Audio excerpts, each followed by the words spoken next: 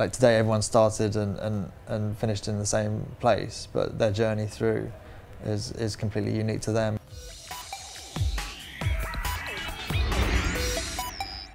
Ripley, we heard gunshots, and if we heard them, so did the creature. Hello, I'm James from CVG. Now, me and my colleagues recently got to go hands-on with a brand new Alien Isolation demo and speak to the developer. Here are our thoughts. I played about an hour's worth of gameplay on the Sevastopol space station in the sort of medical area. Had to go through, find a key card to access a door to get there first of all, and then had to power up a couple of generators. Suddenly you bail out of there, burst your way into a new section actually populated with human survivors and a few androids and stuff, and from that point the whole dynamic explodes in a way we'd never imagined before.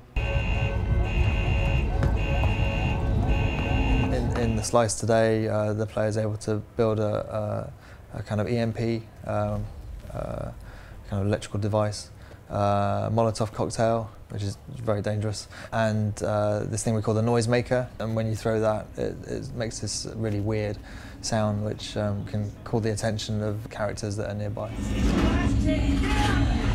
So the crafting system is very Last of Us-esque, I thought, in as much as you collect what would essentially be detritus around the ships, so things like alcohol, literally scrap, and other stuff like that. And when you get enough of it, you can then, via a really quick, really intuitive menu, just cobble together the bits you want. It's very much done on the fly, so when you go into the crafting menu, there's no pausing of the game, so if you're being chased, you can't sit down and go, hang on a minute, I just want to craft a spiky can.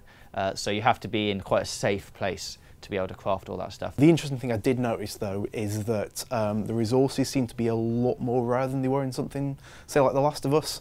I mean, I scrabbled around for like half an hour in this demo and maybe managed to make one thing in the entirety, so don't expect to be overpowered at all. Why not ask me about Sevastopol's safety protocols? The synthetics in the slice are created by the Sega Corporation, who are the company that run the station. Now Sega are way behind in the tech race compared to Weyland-Yutani. So, you know, with Weyland-Yutani we saw Ash, who's this very lifelike character, so much so that they don't realise it's an android. Whereas because Sega are so far behind with their technology, they've kind of gone the other route, which means that they make their sort of sales pitch is almost that you know when you're working alongside a synthetic, because they don't try and make them look overtly human. However, how they react to the player and kind of events is also unpredictable. This could require my attention.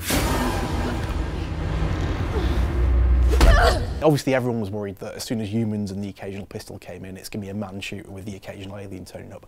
Not true at all, because they've kind of kept to the psychology of the films in a way, where the big, you know, a human characters being selfish and useless are kind of as big a threat as the monster is. In a way, it's sort of relaxing to have to fight something else, because these are things you can actually kill. You obviously have a small amount of weaponry and a wrench and stuff, and the synthetics and the humans can be taken down, unlike the aliens. So it's kind of a pleasant change in that regard.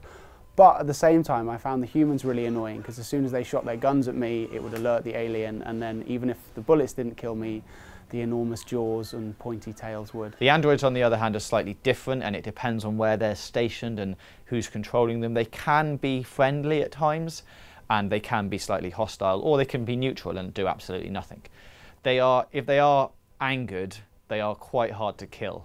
I tried to shoot one with a gun. It took quite a lot of hits to the head before it went down, and I ended up burning it to death.